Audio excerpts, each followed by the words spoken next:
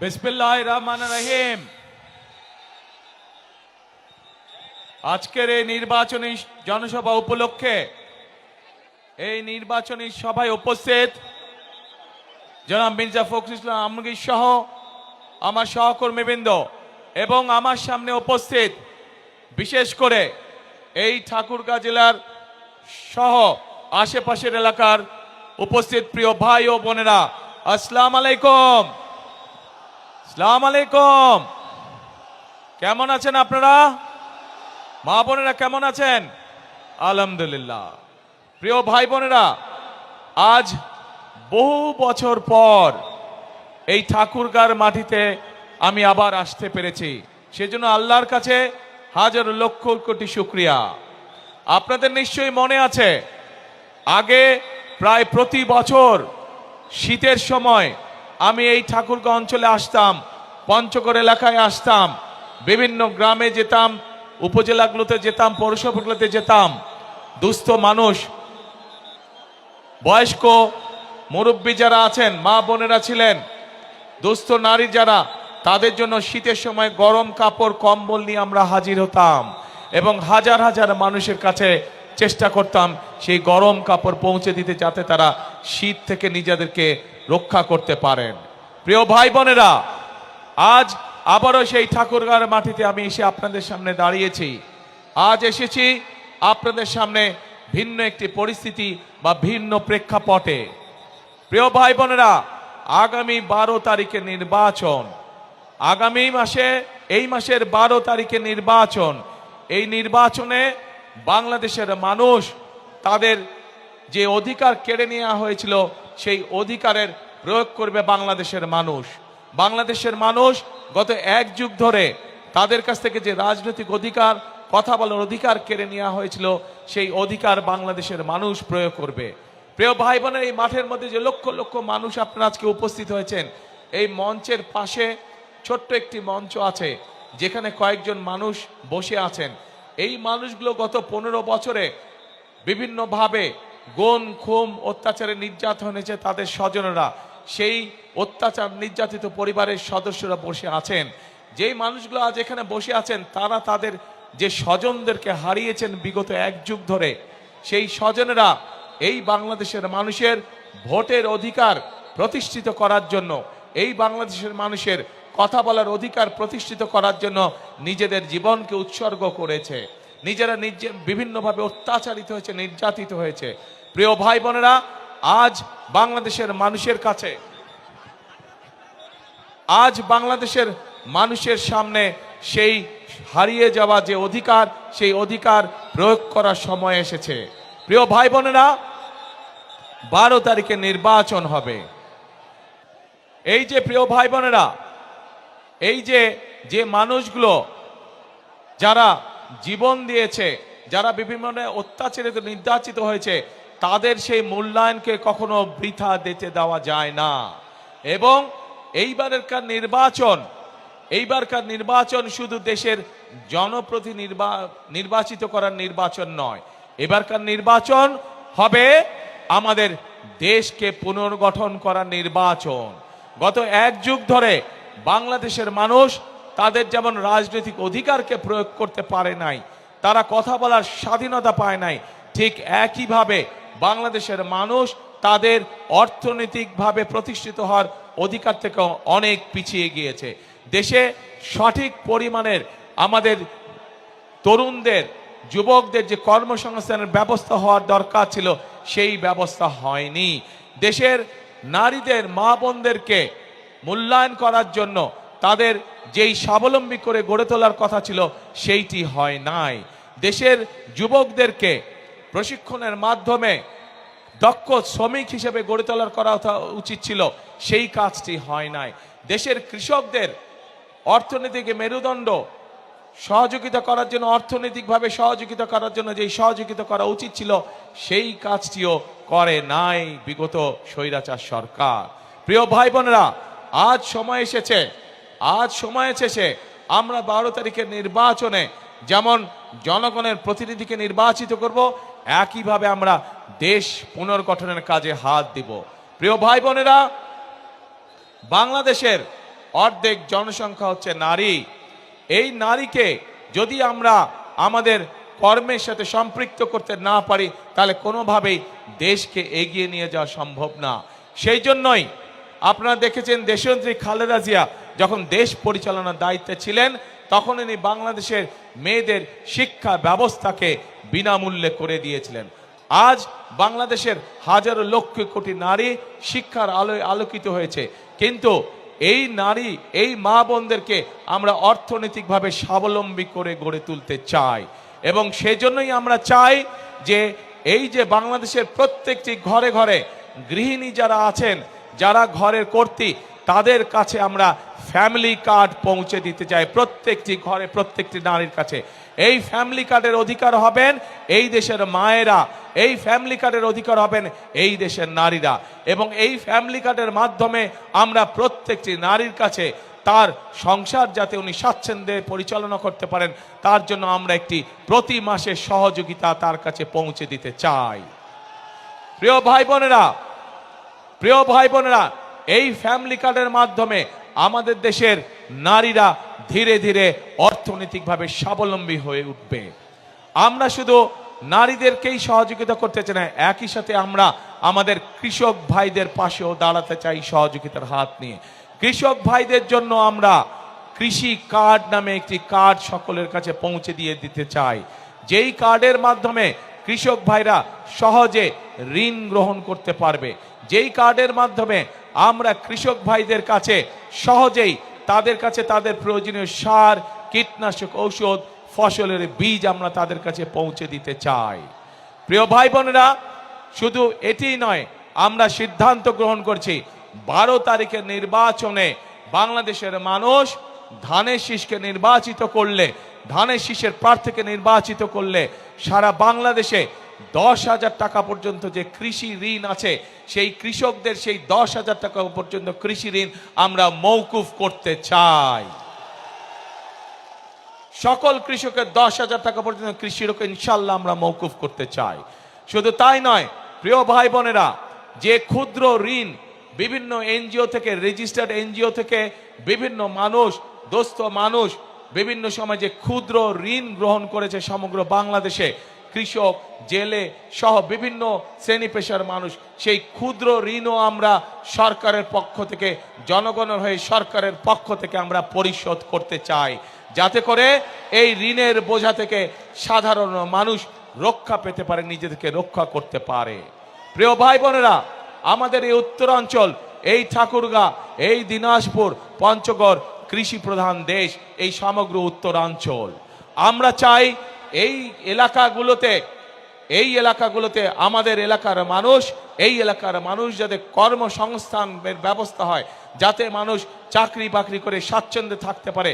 সেই জন্য আমরা সিদ্ধান্ত গ্রহণ করেছি যে কৃষকদের পাশে যেমন আমরা দাঁড়াবো, কৃষি কার্ড নিয়ে কৃষি লোন যেরকম আমরা মওকুফ করব, ঠিক একইভাবে আমরা এই এলাকাকে কৃষি নির্ভর শিল্প আমরা এখানে বিকশিত করব। যে কৃষির সাথে সম্পর্কিত যত শিল্প আছে সেই সকল শিল্প কলকারখানা আমরা এই সমগ্র এলাকার মধ্যে গড়ে তুলতে চাই, যাতে করে এই এলাকার মানুষের কর্মসংস্থান হয়। শুধু তাই নয় প্রিয় ভাই বোনেরা, শুধু তাই নয়, এই এলাকায় বহু তরুণ যুবক সদস্য আছে, যুব সমাজের সদস্য আছে, যাদের কাছে শিক্ষার আলো আছে কিন্তু তারা বেকার হয়ে বসে আছে। সেই জন্য আমরা সিদ্ধান্ত গ্রহণ করেছি যে আমরা এই এলাকার তরুণদেরকে, এই এলাকার যুবকদেরকে সঠিকভাবে বিভিন্ন বিষয় ট্রেনিং প্রদান করতে চাই। সেটা কৃষিতে হোক, সেটা যন্ত্রাংশে হোক, সেটা বিভিন্ন বিষয় হোক না কেন, আমরা আমাদের যুবকদেরকে, তরুণদেরকে ট্রেনিং দিয়ে দক্ষ শ্রমিক গড়ে তুলতে চাই, যাতে করে তারা তাদের নিজেদের এলাকায় হোক অথবা বিদেশে কর্মসংস্থানের ব্যবস্থা করে যেতে পারে। প্রিয় ভাই বোনেরা, আমরা দেশকে সামনের দিকে এগিয়ে নিতে চাই। আমরা আন্দোলন করেছি, আমরা সংগ্রাম করেছি, জনগণকে সাথে নিয়ে, দেশের মানুষকে সাথে নিয়ে আমরা এখন দেশকে পুনর্গঠন করতে চাই। আমরা আমাদের দেশকে খাদ্যে স্বাবলম্বী করে গড়ে তুলতে চাই। আমরা আমাদের বেকারদের কর্মসংস্থানের ব্যবস্থা করতে চাই। আমরা আমাদের মা বোনদেরকে, সমগ্র বাংলাদেশে আমাদের মা বোনদেরকে শিক্ষিত এবং তার পাশাপাশি অর্থনৈতিকভাবে স্বাবলম্বী করে গড়ে তুলতে চাই। কিন্তু প্রিয় ভাই বোনেরা, এই কাজগুলো যদি করতে হয় তাহলে এই দেশের যে মালিক, এই দেশের মালিক কারা বলেন তো? কারা মালিক? জনগণ হচ্ছে এই দেশের মালিক। সেই জনগণের, সেই মালিকের সহযোগিতা ছাড়া আমাদের পক্ষে এই কাজগুলো সম্ভব নয়। এবং সেই জন্যই আজকে এই মঞ্চে দাঁড়িয়ে আমি আপনাদের কাছে আপনাদের সহযোগিতা চাচ্ছি, আপনাদের সমর্থন চাচ্ছি, আপনাদের কাছে ধানের শীষের জন্য ভোট চাইছি, যাতে করে যেই পরিকল্পনার কথা আপনাদের সামনে আমি তুলে ধরলাম সেই পরিকল্পনাগুলো যেন আমরা দেশের জন্য, দেশের মানুষের জন্য বাস্তবায়ন করতে চাই। কে ভাইরা, মা বোনেরা, আপনাদের সমর্থন কি আমরা পাচ্ছি ধানের শীষ? ইনশাআল্লাহ। প্রিয় ভাই বোনেরা, এই এলাকার মানুষের অনেকগুলো দাবি আছে।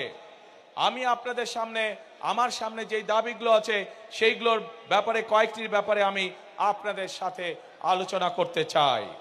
আমরা পঞ্চগড় এবং ঠাকুরগাঁয় যে চিনি কল আছে, যে রেশম কারখানা আছে, পঞ্চগড়ে যে চা শিল্প আছে, এই শিল্পগুলোকে আবার আমরা গড়ে তুলতে চাই, যাতে করে এই এলাকার মানুষ বেকার না থাকে, যাতে করে এই এলাকার মানুষ কর্মসংস্থানের মাধ্যমে হালাল রুজি করে বেঁচে থাকতে পারে।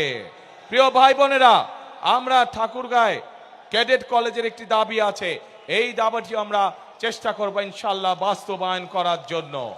প্রিয় ভাই বোনেরা, আগেই বলেছি আমি যে স্থানীয় যে কৃষিজাত পণ্য আছে, এই পণ্যগুলো অনেক সময় কৃষক ভাইদের জন্য সমস্যা হয়ে যায়, এই পণ্যগুলোকে তারা ঠিকভাবে প্রিজার্ভ করতে পারে না।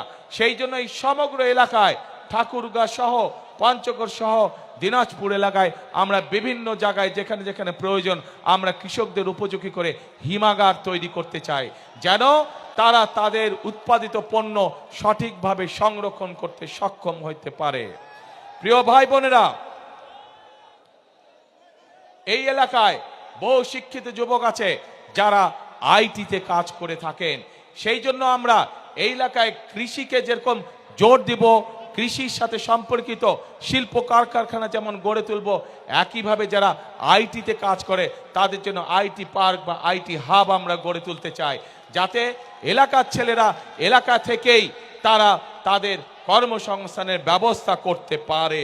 প্রিয় ভাই বোনেরা, এখন প্রিয় ভাই বোনেরা, বিগত এক যুগ বেশি সময় ধরে যেই স্বৈরাচার এই দেশের মানুষের কাঁধে বসেছিল, তারা শুধু নিজেদের স্বার্থ দেখেছে, জনগণের স্বার্থ দেখে নাই।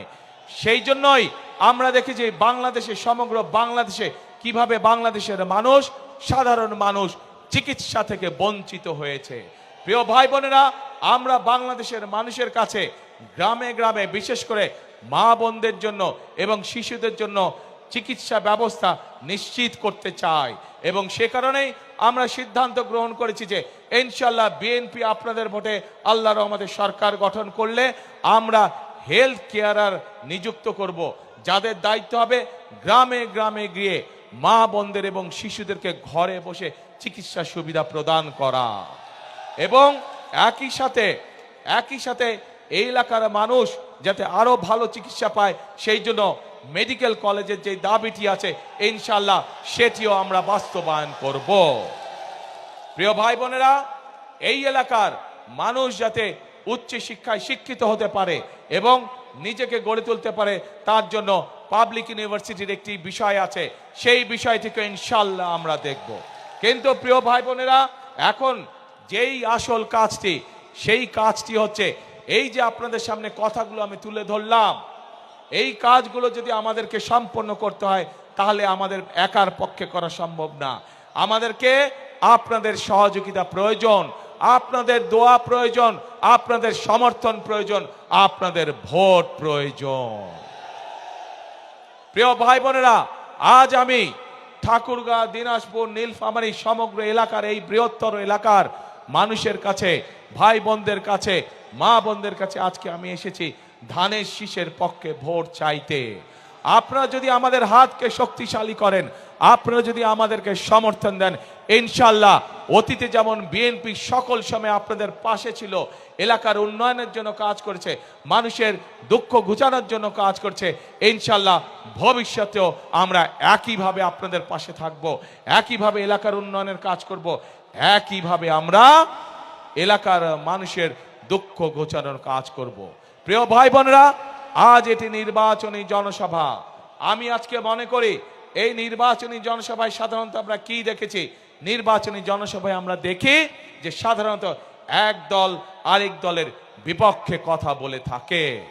কিন্তু আজ যদি আমি অন্য কোনো দলের বিপক্ষে কথা বলে থাকি, তাহলে জনগণের কি তাতে কোনো লাভ হবে? জনগণের লাভ হবে না। জনগণের জানতে চায় যে জনগণ যে আমাদেরকে ভোট দিবে, আমরা জনগণের জন্য কি করব, এলাকার জন্য কি করব, এলাকার মানুষের জন্য আমরা কি করব। সেই জন্যই আজকে আপনাদের সামনে আমরা আমাদের দলের যে পরিকল্পনা, সেই পরিকল্পনাগুলো আমরা আপনাদের সামনে তুলে ধরেছি এবং এই পরিকল্পনা তুলে ধরার মাধ্যমেই যেই কাজগুলো করব, সেই কাজগুলো করার মাধ্যমে আজ আপনাদের সমর্থন আমরা প্রত্যাশা করছি, আপনাদের সমর্থন আমরা আশা করছি। প্রিয় ভাই বোনেরা, এই দেশটি বাংলাদেশটি হচ্ছে 20 কোটি মানুষের দেশ। আমরা সকল সময় একটি কথা বিশ্বাস করি, দেশনেত্রী বেগম খালেদা জিয়া এত নির্যাতনের পরেও উনি একটি কথাই বলতেন যে এই দেশই হচ্ছে তার প্রথম এবং তার শেষ ঠিকানা। বিএনপির প্রত্যেকটি নেতাকর্মী, শহীদ জিয়ার প্রত্যেকটি সৈনিক, খালেদা জিয়ার প্রত্যেকটি সৈনিক বিশ্বাস করে যে বাংলাদেশই হচ্ছে তার প্রথম এবং বাংলাদেশই হচ্ছে তার শেষ ঠিকানা। কাজেই প্রিয় ভাই বোনেরা, এই দেশ আমরা বিশ্বাস করি জনগণই সকল ক্ষমতার উৎস, এবং যেহেতু আমরা বিশ্বাস করি জনগণই সকল ক্ষমতার উৎস, সেই জন্য আমরা জনগণের সামনে এসে দাঁড়িয়েছি। জনগণের সমর্থন নিয়ে, জনগণের ভালোবাসা নিয়ে, জনগণের শক্তিতে আমরা বাংলাদেশকে পুনর্গঠন করতে চাই। যেই বাংলাদেশে সাধারণ মানুষ, খেটে খাওয়া মানুষ নিরাপদে রাস্তায় চলাচল করতে পারবে, যেই বাংলাদেশে সাধারণ মানুষ নিরাপদে ব্যবসা বাণিজ্য চাকরি বাকরি করতে পারবে, যেই বাংলাদেশে মা বোনেরা নিরাপদে কর্মসংস্থানের ব্যবস্থা করতে পারবে, নিরাপদে পথে চলাচল করতে পারবে, যেই বাংলাদেশের শিশুরা, ভবিষ্যৎ প্রজন্মরা তাদের শিক্ষা ব্যবস্থা সুন্দরভাবে করতে পারবে, যাতে করে তারা মানুষ হয়ে গড়ে উঠতে পারে, যেই বাংলাদেশে তরুণ সমাজেরা, যুব সমাজের সদস্যরা তাদের লেখাপড়ার পরে কোনো না কোনো একটি কর্মসংস্থানের ব্যবস্থা করতে পারবে, তাদেরকে বেকার থাকতে হবে না। যেই বাংলাদেশে আমরা এমন একটি বাংলাদেশ চাই, যে বাংলাদেশে মানুষ অন্তত ন্যূনতম চিকিৎসা ব্যবস্থা থেকে, চিকিৎসা সুবিধা থেকে বঞ্চিত হবে না। প্রিয় ভাই বোনেরা, এইরকম যদি একটি বাংলাদেশ আমরা গড়ে তুলতে চাই, তাহলে আপনাদের প্রত্যেকটি মানুষের সহযোগিতা আমাদের প্রয়োজন, সমর্থন আমাদের প্রয়োজন। প্রিয় ভাই বোনেরা, আপনারা কি এরকম বাংলাদেশ গড়তে চান? কারা কারা এরকম বাংলাদেশ গড়তে চান? তাহলে প্রিয় ভাই বোনেরা, আমাদের কাজ একটি, কথা একটি, সেই কাজ এবং সেই কথা হলো করব কাজ। কি ভাই, করব কাজ, গড়ব দেশ, সবার আগে বাংলাদেশ। প্রিয় ভাই বোনেরা, আমরা আন্দোলন করেছি, আমরা 71 সালে যুদ্ধ করেছি, আমরা এই দেশকে স্বাধীন করেছি। 2024 সালে আমরা ছাত্র জনতার অভ্যুত্থান দিয়ে এই দেশের স্বাধীনতা রক্ষা করেছি।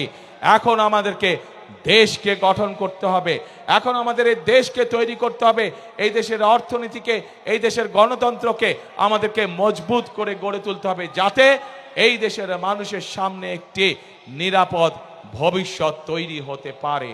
প্রিয় ভাই বোনেরা, 71 সালে আমরা যখন যুদ্ধ করে দেশ স্বাধীন করেছিলাম, তখন আমরা দেখিনি কে মুসলমান, কে বৌদ্ধ, কে হিন্দু, কে খ্রিস্টান।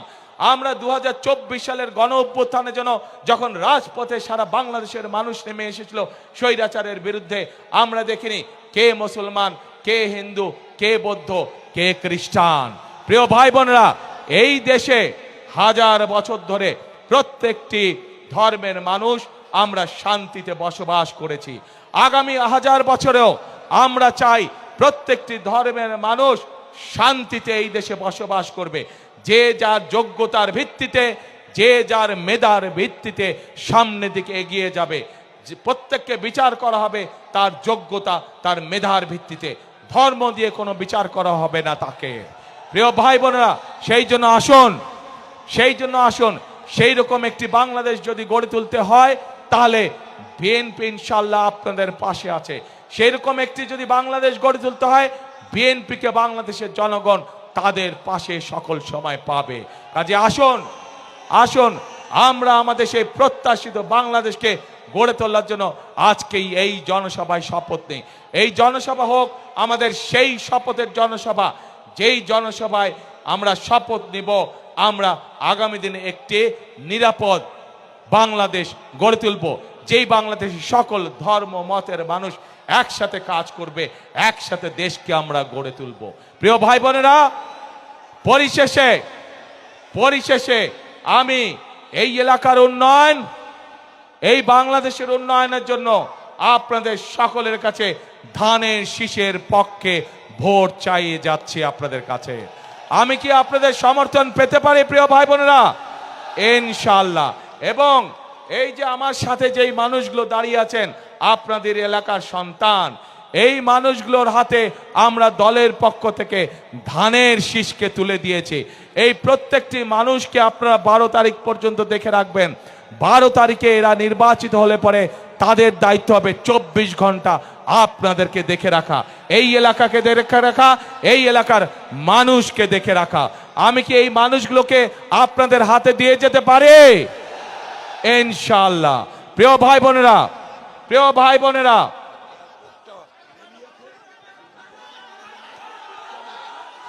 আমাকে মির্জা ফখরুল ইসলাম সাহেব বললেন যে এই এলাকার এয়ারপোর্টটার কাজ অনেক দূর এগিয়ে গিয়েছে।